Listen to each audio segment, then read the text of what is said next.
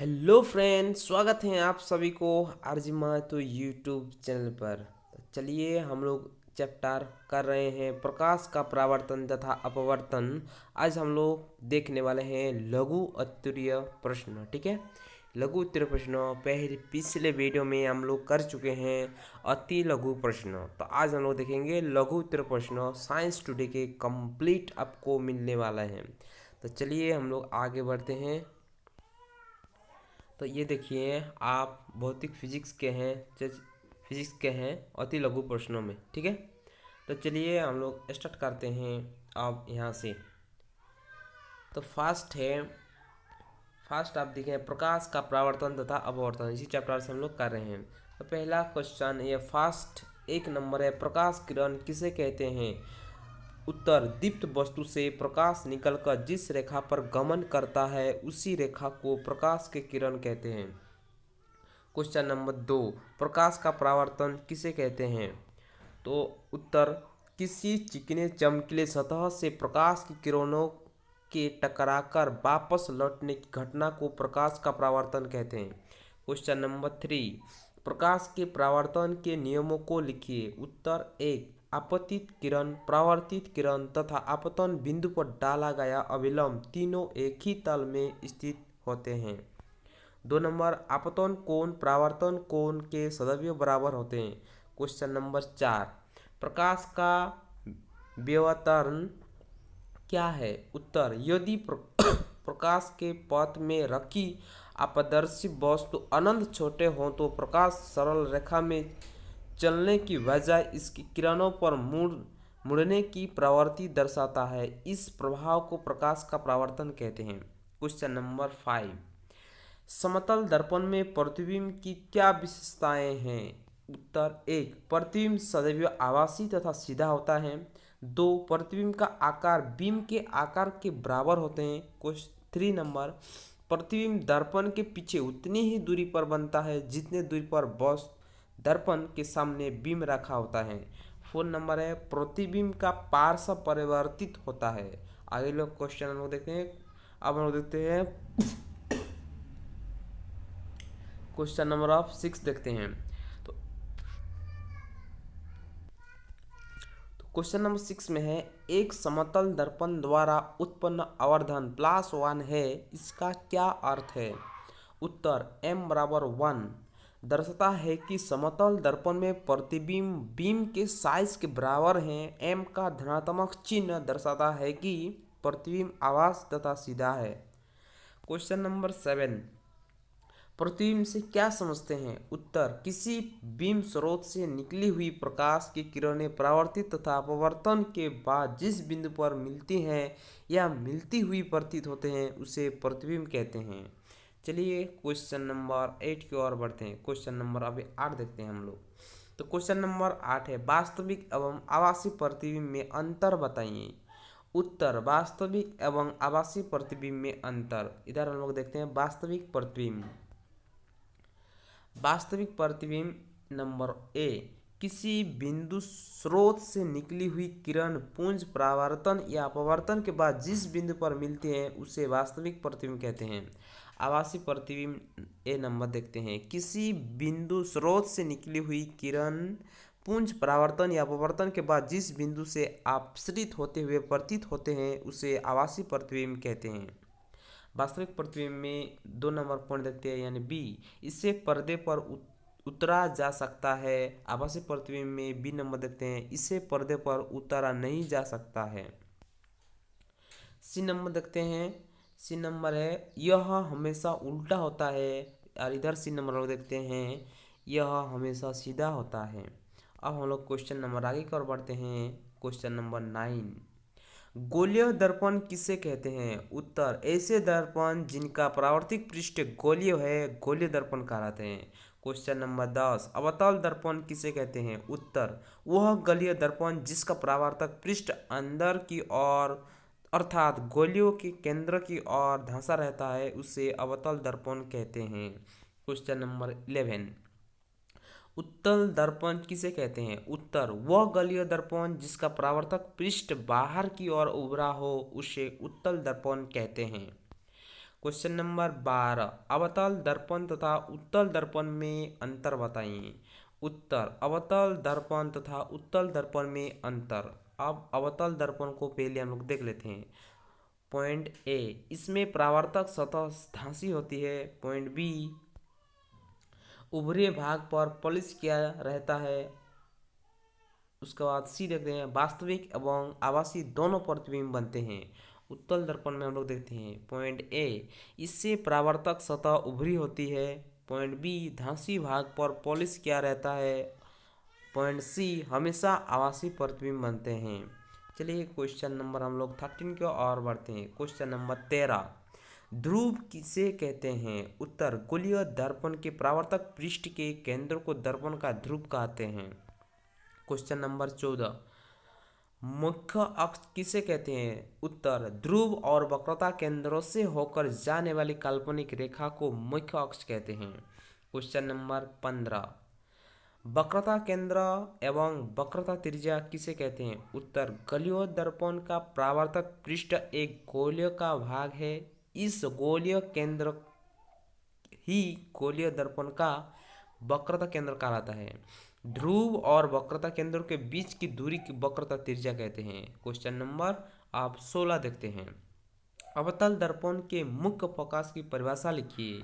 उत्तर, मुख्य अक्ष के समानांतर चलने वाली प्रकाश की किरणें परावर्तक के बाद जिस बिंदु पर मिलती हैं या मिलती हुई प्रतीत होते हैं, मुख्य अक्ष के उस बिंदु को मुख्य फोकस कहते हैं। अब हम लोग देखते हैं क्वेश्चन नंबर 17, अवतल दर्पण के दो उपयोग को लिखिए। पहला उपयोग सोलर कुकर में, दूसरा उपयोग मोटर कार के हेडलाइट में।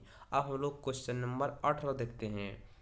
क्वेश्चन नंबर 18 कहते हैं, उत्तल दर्पण के दो उपयोग लिखिए। मोटर गाड़ी में साइड मिरर के रूप में, दूसरा है सड़क में बल्ब के ऊपर परावर्तक के रूप में। अब हम लोग देखते हैं क्वेश्चन नंबर 19, किसी माध्यम के लिए आपतन कोण और परावर्तन कोण के बीच संबंध लिखिए। उत्तर, आपतन कोण की ज्या साइन तथा आपतन कोण की ज्या साइन का अनुपात स्थिर होता है, अर्थात साइन आई बट्टा साइन आर बराबर म्यू, जो नियतांक है। अब हम लोग देखते हैं क्वेश्चन नंबर 20। क्वेश्चन नंबर 20 है, दर्पण की पहचान प्रतिबिंब देखकर किस प्रकार से की जाती है। उत्तर, समतल दर्पण। यदि दर्पण में बना प्रतिबिंब हमेशा सीधा आकार में वस्तु के बाहर है तो दर्पण समतल है। अवतल दर्पण, यदि वस्तु के सीधे दर्पण के नजदीक ले जाने पर सीधा और बड़ा प्रतिबिंब बनता है तो दर्पण अवतल है। उत्तल दर्पण, यदि दर्पण के सामने की वस्तु की किसी भी स्थिति के लिए प्रतिबिंब हमेशा सीधा और छोटा बनता है तो दर्पण उत्तल है। अब हम लोग देखते हैं क्वेश्चन नंबर 21, निम्नलिखित स्थितियों में प्रयुक्त दर्पण का प्रकार बताइए। एक नंबर कहा है, किसी कार का अग्रदीप हेडलाइट। दूसरा नंबर क्वेश्चन का है, किसी वाहन का पार्श्व या पश्च दृश्य दर्पण। तीसरा क्वेश्चन है सौर भट्टी। तो पहला क्वेश्चन का उत्तर हम लोग देखते हैं अवतल दर्पण। अवतल दर्पण पहला आंसर हम लोग देखते हैं, उत्तर हम लोग देखते हैं। तो वाहनों के अग्रदीप में प्रकाश का शक्तिशाली समानांतर किरण पुंज प्राप्त करने के लिए अवतल दर्पण का उपयोग किया जाता है। अब 2 नंबर देखते हैं, उत्तल दर्पण, किसी वाहन का पार्श्व पश्च दृश्य दर्पण में उत्तल दर्पण का प्रयोग किया जाता है क्योंकि ये सदैव सीधा प्रतिबिंब बनाते हैं। इसका दृष्टि क्षेत्रफल से बहुत अधिक क्योंकि ये बाहर की ओर वक्रित होते हैं। हम लोग 3 नंबर का क्वेश्चन का आंसर देखते हैं, अवतल दर्पण सौर भट्टी में सूर्य की प्रकाश की केंद्र करने के लिए बड़े अवतल दर्पण का उपयोग किया जाता है। अब हम लोग देखते हैं क्वेश्चन नंबर 22, सोलर कुकर में अवतल दर्पण का व्यवहार क्यों किया जाता है। उत्तर, अवतल दर्पण सूर्य से आने वाली प्रकाश की समानांतर किरणों को तथा उन किरणों के साथ आने वाली ऊष्मीय विकिरणों को अपनी फोकस पर संतृप्त करता है, इसलिए सोलर कुकर में अवतल दर्पण का उपयोग किया जाता है। अब हम लोग देखते हैं क्वेश्चन नंबर 23। हम वाहनों में उत्तल दर्पण को पश्चात दृश्य दर्पण के रूप में वरीयता क्यों देते हैं? उत्तर, उत्तल दर्पण हमेशा किसी वस्तु का सीधा प्रतिबिंब बनाता है तथा इसका दृश्य क्षेत्र विस्तृत होता है, अर्थात उत्तल दर्पण ड्राइवर को अपने पीछे के वस्तु बड़े क्षेत्रों में देखने के समर्थ बनाता है, इसीलिए उत्तल दर्पण का उपयोग साइड मिरर के रूप में किया जाता है। अब हम लोग देखते हैं क्वेश्चन नंबर 24 देखते हैं। किसी माध्यम का अपवर्तनांक किन कारणों पर निर्भर करता है? लिखिए। उत्तर, पदार्थ की प्राकृतिक पर, दूसरा प्रकाश के रंग पर। अब हम लोग देखते हैं क्वेश्चन नंबर 25। प्रकाश का अपवर्तन क्या है? उत्तर, जब प्रकाश एक माध्यम से दूसरे माध्यम में प्रवेश करता है तब प्रकाश की दिशा में परिवर्तन को प्रकाश का अपवर्तन कहते हैं। Question number 26। प्रकाश में अपवर्तन के नियम को लिखिए। उत्तर, प्रकाश के अपवर्तन के दो नियम निम्नलिखित है। पहला, आपतित किरण, अपवर्तित किरण तथा दोनों माध्यमों में पृथक करने वाले पृष्ठ के आपतन बिंदु पर अविलंब सभी एक ही तल में स्थित होते हैं। 2 नंबर पॉइंट है, आपतन कोण की ज्या यानी साइन तथा अपवर्तन कोण की ज्या साइन का अनुपात स्थिर होता है। अब हम लोग देखते हैं क्वेश्चन नंबर 27। अपवर्तन संबंध स्नेल का नियम लिखें। उत्तर है, आप प्रकाश के किसी निश्चित रंग तथा निश्चित माध्यम में युग के लिए आपतन कोण की ज्या तथा परावर्तन कोण की ज्या का अनुपात स्थिर होता है, अर्थात साइन आई बट्टा साइन आर बराबर म्यू होता है। अब क्वेश्चन नंबर 28। अपवर्तन का कारण क्या है? अपवर्तन प्रकाश के एक पारदर्शी माध्यम से दूसरी में प्रवेश करने वाली प्रकाश की चाल में परिवर्तन के कारण होता है। Question number 29। आवर्धन से क्या समझते हैं? उत्तर, प्रतिबिंब की ऊंचाई और बीम की ऊंचाई के अनुपात को आवर्धन कहते हैं। आवर्धन बराबर प्रतिबिंब की ऊंचाई बट्टा बीम की ऊंचाई। क्वेश्चन नंबर 29 के बाद, अच्छा ये खत्म हो गया। अब हम लोग इसको फिगर देखते हैं। ठीक है, ठीक है, क्वेश्चन समाप्त खत्म हो गया। अब यहाँ से जो मिरर का जो दर्पण बनते हैं वहाँ से है। जब वस्तु अवतल दर्पण की वक्रता केंद्र पर स्थिर हो तो प्रतिबिंब बनने की क्रिया को किरण आरेख में दर्शाइए। या अथवा में लिखा है, दिए गए चित्रों के उपयुक्त किरण को सहायता से वस्तु ए बी के प्रतिबिंब बनाने दर्शाए। ठीक है, तो ये है वस्तु, ये है बीम जिसका नाम दिया है एन एम दिया, ये मुख्य अक्ष है और ये वस्तु है। ठीक है, ये आपको लिखने के लिए बोले हैं और ये आपका हो जाएगा आपका फिगर। ठीक है, जब वस्तु, ये होता है फोकस दूरी और ये होता है केंद्र, तो जब केंद्र और में रहता है तो सीधा एक किरण यहाँ टकार कर फोकस में ही वापस आ जाते हैं। ठीक है, और एक किरण सीधा फोकस होकर दर्पण में टकराते हैं और वापस इसी में लौट के चले जाते हैं। इसलिए जितना बड़ा वस्तु उतने ही बड़े पर बनते हैं प्रतिबिंब। चलिए क्वेश्चन नंबर 4 की ओर बढ़ते हैं। क्वेश्चन नंबर 4 का क्वेश्चन है, कोई वस्तु किसी अवतल दर्पण के वक्रता केंद्र एवं फोकस के बीच रखी गई है, बनने वाले प्रतिबिंब का किरण आरेख खींचिए। अथवा दिया गया चित्रों के उपयुक्त किरण में सहायता से अब ए बी का प्रतिबिंब बनाए। तो देखिए आप ए बी जो यहाँ दिख रहे हैं, वक्रता केंद्र और एफ के बीच में वस्तु को रखा गया है, तो प्रतिबिंब कहाँ बनेगा ये पूछा है। तो चलिए हम लोग देखते हैं कहाँ बन रहा है प्रतिबिंब। तो ये देखिए, ये है मिरर, आपको यहाँ रखा है, सीधा किरण दर्पण में टकराया, वापस उसी में केंद्र से होकर बाहर आया है और एक किरण सीधा मिरर गया है और फोकस से तो ये बाहर आया, यानी यहाँ पर आपका क्या प्रतिबिंब बन रहा है। ठीक है, तो चलिए हम लोग आगे की ओर बढ़ते हैं। Question number 5। जब कोई वस्तु अवतल दर्पण के फोकस पर रखी गई है तो बनने वाले प्रतिबिंब का किरण आरेख खींचिए। तो इससे किरण आपको ऐसा किरण बनेगा। ठीक है, आप देख लेना इसको। क्वेश्चन नंबर 6 की ओर बढ़ते हैं हम लोग। क्वेश्चन नंबर 6, यदि कोई वस्तु अवतल दर्पण के सम्मुख ध्रुव तथा फोकस के बीच रखी जाए तो किरण आरेख द्वारा प्रतिबिंब की रचना प्रदर्शित करे, अथवा दिए गए चित्र के उपयुक्त किरण की सहायता से वस्तु ए बी का प्रतिबिंब बनाना दिखिए। तो ये दिखा है ए बी, यानी फोकस के आगे रखा है इस बार वस्तु को, तो पूछा है कहाँ पर प्रतिबिंब बनेगा। तो ये देखिए ऐसा हो जाएगा आपका फिगर। ये फिगर बहुत ही इंपॉर्टेंट है, जितना फिगर आप देखिए साइंस टुडे में ये एग्जाम में पूछा जाता है, तो आपको ये तैयार करके रखना है, आपको ये तैयार कर लेना है। तो चलिए हम लोग फिलहाल अभी आगे की और क्वेश्चन नंबर 7 की ओर बढ़ते हैं, 7, ठीक है। क्वेश्चन नंबर 7 है, 15 सेंटीमीटर फोकस दूरी को एक अवतल दर्पण का उपयोग करके हम किस बीम का सीधा प्रतिबिंब बनाना चाहते हैं।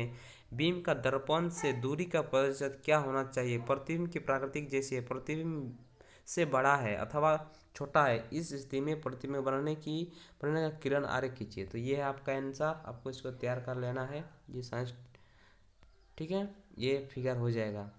चलिए हम लोग क्वेश्चन नंबर, ये फिगर आप देख लीजिए, या स्क्रीनशॉट लेना तो आप स्क्रीनशॉट ले सकते हैं। अब हम क्वेश्चन नंबर 8 बढ़ते हैं, ठीक है। क्वेश्चन नंबर 8 है, जब कोई वस्तु उत्तल दर्पण के अनंत तथा ध्रुव के बीच पर स्थित हो तो बनने वाला प्रतिबिंब का किरण आरेख खींचिए। तो ऐसे आपका फिगर हो जाएगा, ठीक है। तो चलिए ये आपको तैयार कर लेना है। चलिए हमको क्वेश्चन नंबर 9 की ओर बढ़ते हैं। क्वेश्चन नंबर 9 है, उत्तल दर्पण से बनने वाले प्रतिबिंब का एक स्वच्छ किरण आरेख खींचिए जब वस्तु की सीधी अनंत पर हो। तो इसे आपको फिगर बनाना है, ठीक है। चलिए हम लोग क्वेश्चन नंबर 10 की ओर बढ़ते हैं। क्वेश्चन नंबर 10 कहता है, कोई वस्तु किसी उत्तल लेंस के 2f1 पर रखी है तो बनने वाले प्रतिबिंब का स्पष्ट किरण आरेख खींचिए, अथवा दिए गए चित्र के उपयुक्त किरण की सहायता से वस्तु ए बी का प्रतिबिंब बनाना। ये उत्तल दर्पण है, उत्तल लेंस है, तो लेंस इस टाइप का फिगर दिया है, तो इसे चलिए देखते हैं, इस टाइप का आपका फिगर बनेगा, ठीक है। ये आपको क्वेश्चन आंसर तैयार कर लेना है। चलिए हम लोग अब फिलहाल अभी आगे की ओर बढ़ते हैं। क्वेश्चन नंबर 11, कोई वस्तु किसी उत्तल लेंस से 2f से परे रखे गए हैं, बनने वाला प्रतिबिंब का स्पष्ट किरण आरेख खींचिए। तो ये आपका फिगर बन जाएगा, ऐसे फिगर होने वाला है। तो चलिए फिलहाल हम लोग अभी क्वेश्चन नंबर 12 की ओर बढ़ते हैं। कोई वस्तु किसी उत्तल लेंस के f1 तथा 2f के बीच रखी गई है, बनने वाला प्रतिबिंब का स्पष्ट किरण आरेख खींचिए, अथवा दिए गए चित्र में उपयुक्त किरण की सहायता से वस्तु ए बी का प्रतिबिंब बनाए गए। ये आपको फिगर दिया है, इसी फिगर से आपको प्रतिबिंब बनाना है, ठीक है। तो ये आपका फिगर हो जाएगा आपका। अगर इस फिगर में आपको डाउट है कोई, या आपका आंसर तैयार नहीं है, तो मैं आपके लिए नोट प्रोवाइड कर रहा हूँ। इसका नोट में आपको मिल जाएगा। ये एक्स्ट्रा वीडियो जो एग्जाम में इसी टाइप का एग्जाम पूछा जाता है, तो इसके लिए मैं वीडियो अपलोड कर दूँगा, ठीक है। तो फिलहाल अभी हम साइंस टुडे कंप्लीट कर रहे हैं, ज़्यादा लंबा वीडियो हो जाएगा इसको समझने में, तो फिलहाल आपको प्रोवाइड कर रहा हूँ साइंस टुडे पूरे कंप्लीट, इसलिए आप इसको खाली देखते जाइए। आपके पास आंसर है तो इसको तैयार करते चलिए, ठीक है। क्वेश्चन नंबर 13, कोई वस्तु उत्तल लेंस की फोकस f1 पर स्थित हो, बनने वाले प्रतिबिंब का स्पष्ट किरण आरेख खींचिए। तो ऐसे बनाना फिगर। तो चलिए क्वेश्चन नंबर 14 की ओर बढ़ते हैं। क्वेश्चन नंबर 14 है, कोई वस्तु किसी उत्तल लेंस की प्रकाश केंद्र तथा फोकस के बीच रखी गई है, बनने वाले प्रतिबिंब के स्पष्ट किरण आरेख खींचिए। तो ऐसे फिगर हो जाएगा आपका, ठीक है। क्वेश्चन नंबर 15 है, नीचे दिए गए आरेख की खींचकर उपयुक्त किरण की सहायता से बीम ए बी का प्रतिबिंब बनाइए। इसे फिगर दिया है, आपका प्रतिबिंब बनाना है, तो इस टाइप का फिगर हो जाएगा, ठीक है। क्वेश्चन नंबर 16 कहता है, कोई वस्तु किसी उत्तल लेंस की प्रकाशित केंद्र तथा अनंत के बीच रखी गई है, बनने वाला प्रतिबिंब का आरेख खींचिए। तो इस टाइप का आपका हो जाएगा फिगर। चलिए अब हम लोग देखिए अंक की जो इसका जो सबसे इम्पोर्टेंट यह है, इसका जो मैथ बोलते हैं। तो अब हम मैथ में पहुंच चुके हैं। अब क्वेश्चन नंबर 1 देखते हैं। तो चलिए क्वेश्चन नंबर 1 है कित प्रश्नों से, कोई अवतल दर्पण अपने सामने 10 सेंटीमीटर दूरी पर रखी है, किसी वस्तु का आकार में 3 गुना आवर्धित वास्तविक प्रतिबिंब बनाता है। प्रतिबिंब कहाँ से बनेगा पता लगाएं, ठीक है। तो ये आपको एक चीज़ यहाँ रखना, जब तक अवतल दर्पण लिखा रहेगा, यू हो चाहे भी हो, सब माइनस में होता है, ये आपको याद रखना, ठीक है। यहाँ देखिए 10 सेंटीमीटर दूरी पर रखिए, यानी दूरी माने यू माने वस्तु की दूरी है, इसलिए जब भी अवतल दर्पण आपको देखे, अवतल दर्पण, तो आपको हमेशा यू भी माइनस में लेना है, ठीक है। क्या लेना है, माइनस में सब लेना है। इसलिए यहाँ लिखा है देखिए m बराबर -3 और u बराबर -10, ठीक है। आवर्धन हम जानते हैं m बराबर माइनस v बटा u। तो यहाँ देखिए आवर्धन का मान -3 बैठा दिया है, v का मान दिया हुआ नहीं है, u का मान बैठा दिया है। ठीक है, यहाँ देखिए u का मान बैठा दिया है और यहाँ से v निकल गया है। ठीक है, तो देखिए इधर गुना कर दिया है, इधर क्रॉस मल्टीप्लिकेशन गुना कर दिया है और v का मान निकल गया -3 सेंटीमीटर अनुसार। चलिए हम लोग क्वेश्चन नंबर 2 की ओर बढ़ते हैं। क्वेश्चन नंबर 2 देखते हैं। कोई वस्तु 15 सेंटीमीटर फोकस दूरी के किसी उत्तल दर्पण से 10 सेंटीमीटर दूरी पर रखे हैं। प्रतिबिंब की स्थिति तथा प्रकृति ज्ञात कीजिए। तो आंसर हो जाएगा यहाँ देखिए वस्तु की दूरी यहाँ दे रखे हैं 10 सेंटीमीटर। अवतल उत्तल दर्पण हो तो वस्तु की दूरी हमेशा माइनस में होगा। ठीक है, आपको याद रखना है। तो यहाँ देखिए दिया है आर एफ बराबर 15 सेंटीमीटर दिया है फोकस। यहाँ भी निकालने के लिए बोला। हम जानते हैं दर्पण सूत्र है 1/v + 1/u बराबर 1/f। ठीक है, ये दर्पण सूत्र है, इसका मान बैठा दिया है। तो हम यहाँ से आंसर आपका आवर्धन निकल जाएगा। ठीक है, तो चलिए हम लोग क्वेश्चन नंबर 3 की ओर बढ़ते हैं। क्वेश्चन नंबर 3 है किसी ऑटोमोबाइल में उपयोग होने वाले अवतल दर्पण की वक्रता त्रिज्या 3 सेंटीमीटर है। यदि इस दर्पण का किसी बस की दूरी 5 मीटर निर्धारित की जाती है तो प्रतिबिंब की स्थिति आकार तथा प्रकृति ज्ञात कीजिए। ठीक है, तो ये हो जाएगा आपका ये आंसर। आपको रेडी ये सब आपको तैयार कर लेना है। ठीक है, चलिए क्वेश्चन नंबर 4 हम लोग देखते हैं। कोई 4 सेंटीमीटर आकार की वस्तु किसी 15 सेंटीमीटर फोकस दूरी के अवतल दर्पण से 25 सेंटीमीटर दूरी पर रखे हैं। दर्पण से कितनी दूरी पर किसी पर्दे की रखा जाए कि स्पष्ट प्रतिबिंब प्राप्त हो। प्रतिबिंब की प्रकृति एवं आकार ज्ञात करें। ठीक है, तो ये आपका आंसर है, ये आपका आंसर तैयार कर लेना है। ठीक है, कुछ नहीं है, सिंपल है, आप इसको पढ़ने में बैठा दीजिए, आंसर निकल कर आ जाएगा। तो चलिए हम लोग आगे की ओर क्वेश्चन बढ़ते हैं। क्वेश्चन नंबर ये देखिए, आपको स्क्रीनशॉट लेना तो क्वेश्चन स्क्रीनशॉट लीजिए और अपने आंसर तैयार करिए। ठीक है, और इसी आंसर आप मैच कर सकते हैं। देखिए चलिए हम लोग क्वेश्चन नंबर 5 देखते हैं। 1.5 मीटर फोकस दूरी के किसी उत्तल दर्पण से कोई बीम 5 सेंटीमीटर की दूरी पर रखा है। प्रतिबिंब की स्थिति एवं प्रकृति ज्ञात कीजिए। ठीक है, यहाँ देखो एफ दिया है, यू दिया है, बी दिया है। आप दर्पण सूत्रों में बैठा दीजिए, आंसर आपका आ जाएगा। चलिए हम लोग आगे की ओर बढ़ते हैं। ये देखिए क्वेश्चन नंबर 6। एक अवतल दर्पण की फोकस दूरी 20 सेंटीमीटर है। इसके 30 सेंटीमीटर की दूरी पर रखे प्रकाशित बिंदु स्रोत में रखा गया है। प्रतिबिंब के स्थान एवं प्रकृति निर्धारित करें। तो ठीक है, ये आपका आंसर हो गया, ये आपको तैयार कर लेना है। चलिए हम लोग देखते हैं क्वेश्चन नंबर 7।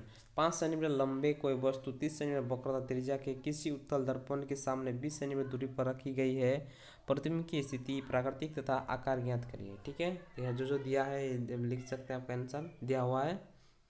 तो चलिए हम लोग क्वेश्चन नंबर 8 देखते हैं। ठीक है, ये आपको क्वेश्चन प्रैक्टिस में आपको बनाना है घर में। ठीक है, तो आप इससे बनाते रहिए और आंसर आपका यहाँ मैच कर लीजिए। ठीक है, आप इसको स्क्रीनशॉट लीजिए और क्वेश्चन को अपने आप प्रैक्टिस करते रहिए। अब क्वेश्चन नंबर हम लोग 8 देखते हैं। 30 सेंटीमीटर वक्रता त्रिज्या वाले किसी उत्तल दर्पण के कोई बीम 20 सेंटीमीटर दूरी पर रखा है। प्रतिबिंब की स्थिति तथा आवर्धन ज्ञात कीजिए। ठीक है, ये हो गया आपका आंसर, दर्पण सूत्रों से लग जाएगा। ठीक, अब हम लोग क्वेश्चन नंबर 9 देखते हैं। 7 सेंटीमीटर आकार की कोई वस्तु 18 सेंटीमीटर फोकस दूरी के किसी अवतल दर्पण के सामने 27 सेंटीमीटर दूरी पर रखी गई है। दर्पण से कितनी दूरी पर किसी पर्दे की रखे गए कि उस पर वस्तु का स्पष्ट फोकसित प्रतिबिंब प्राप्त किया जा सकते हैं। प्रतिबिंब का आकार तथा प्रकृति ज्ञात करें। ठीक है, ये रहा 9 नंबर का आंसर। ठीक है, चलिए हम लोग देखते हैं क्वेश्चन नंबर 10। 18 सेंटीमीटर फोकस दूरी के किसी अवतल दर्पण से कोई बीम 27 सेंटीमीटर दूरी पर रखा गया है। प्रतिबिंब की स्थिति तथा प्रकृति ज्ञात करें। ठीक है, तो ये रहा आपका 10 नंबर का आंसर। हम लोग देखते हैं बी पूछा है, B1 है। प्रकाश वायु में 1.2 सेंटीमीटर अपवर्तन की कांच में प्लेट में प्रवेश करता है तो कांच में प्रकाश की चाल कितनी है। हम लोग जानते हैं निवात में प्रकाश की चाल 3 × 10⁸ मीटर पर सेकेंड होते हैं। ठीक है, तो इसका आंसर ये है, आपको तैयार कर लेना है। हम देखते हैं क्वेश्चन नंबर 2। प्रकाश वायु से हीरे में प्रवेश करती है जिसका अपवर्तनांक 2.52 है। हीरा में प्रकाश वेग ज्ञात करें। यदि वायु में प्रकाश का वेग 3 × 10⁻⁸ है, 8 मीटर पर सेकेंड है। ठीक है, ये रहा आपका 2 नंबर का आंसर।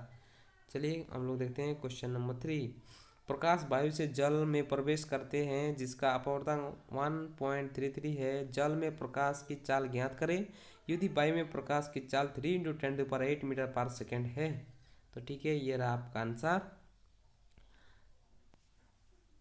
बना लेना आपको। ठीक है, क्वेश्चन नंबर 4 देखते हैं। ग्लिसरीन का अपवर्तनांक 1.46 है। वायु में प्रकाश का वेग ज्ञात करें। यदि ग्लिसरीन में प्रकाश का वेग 2.05 है × 10⁸ मीटर पर सेकेंड है। ये रहा आपका 4 नंबर का आंसर।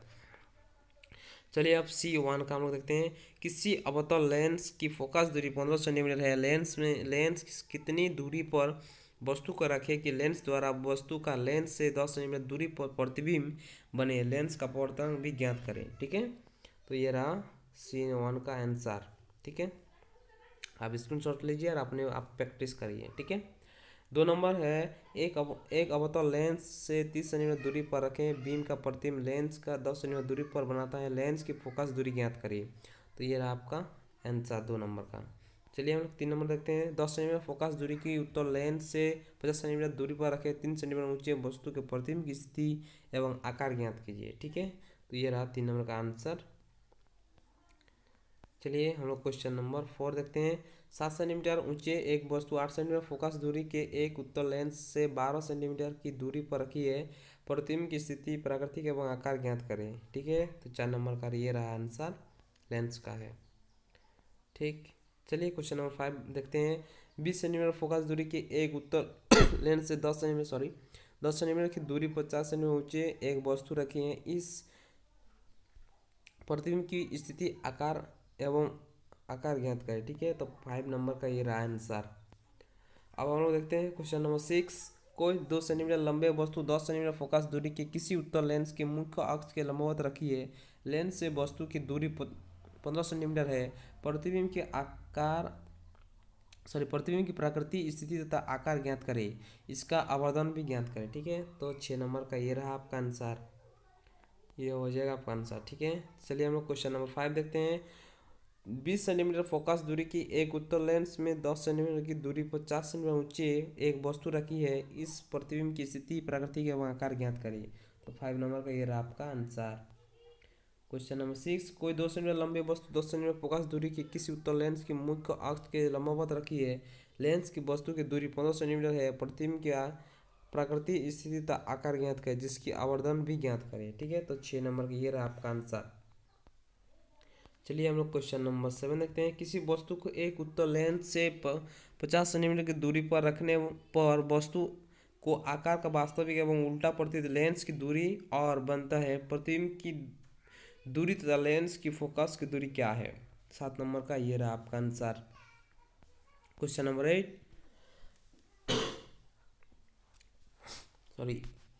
Question number 8।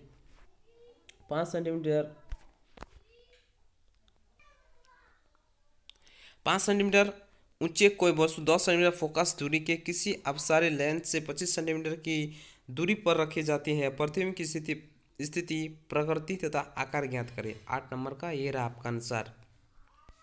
ठीक है, चलिए क्वेश्चन नंबर 9 देखते हैं। 4 सेंटीमीटर ऊंचे एक वस्तु 20 सेंटीमीटर फोकस दूरी को एक अवतल लेंस से 30 सेंटीमीटर की दूरी पर रखी है। बनने वाले प्रतिबिंब की स्थिति, प्रकृति एवं आकार ज्ञात करिए। तो ये 9 नंबर का आपका आंसर।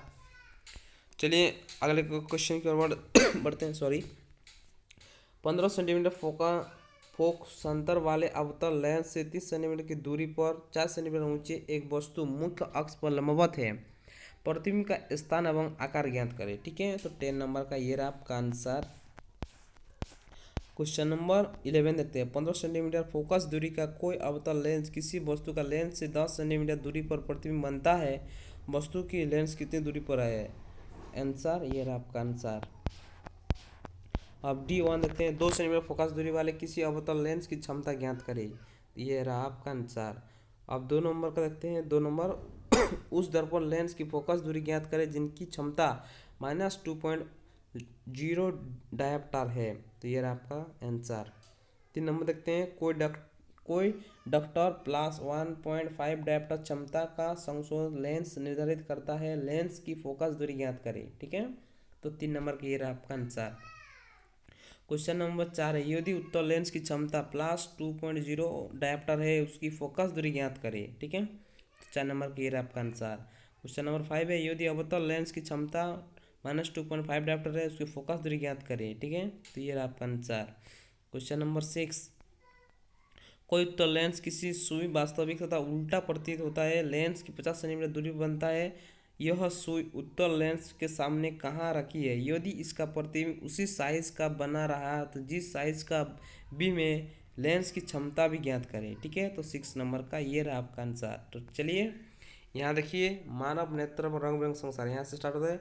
तो आपका जो प्रकाश का परावर्तन तथा अपवर्तन, ये साइंस टुडे कंप्लीट हो चुका है आपका। ठीक है, साइंस टुडे पूरा कंप्लीट हम करवाए, एक भी पेज नहीं छोड़े हैं, आप देख सकते हैं। ठीक है, इसी प्रकार आपको पूरे साइंस टुडे का आपका कंप्लीट वीडियो मिलने वाला है। ठीक है, और कोई बुक है तो कंप्लीट वीडियो मिलेंगे। तो चलिए मेरे भाई, अगर इस चैनल पर आप नए हैं तो चैनल को सब्सक्राइब जरूर करना, लाइक कर देना, और कमेंट बॉक्स में अपना कैसे लगे वीडियो को ज़रूर बताना है। तो चलिए मिलती है अगले वीडियो में, तब तक के लिए धन्यवाद, all the best and thank you.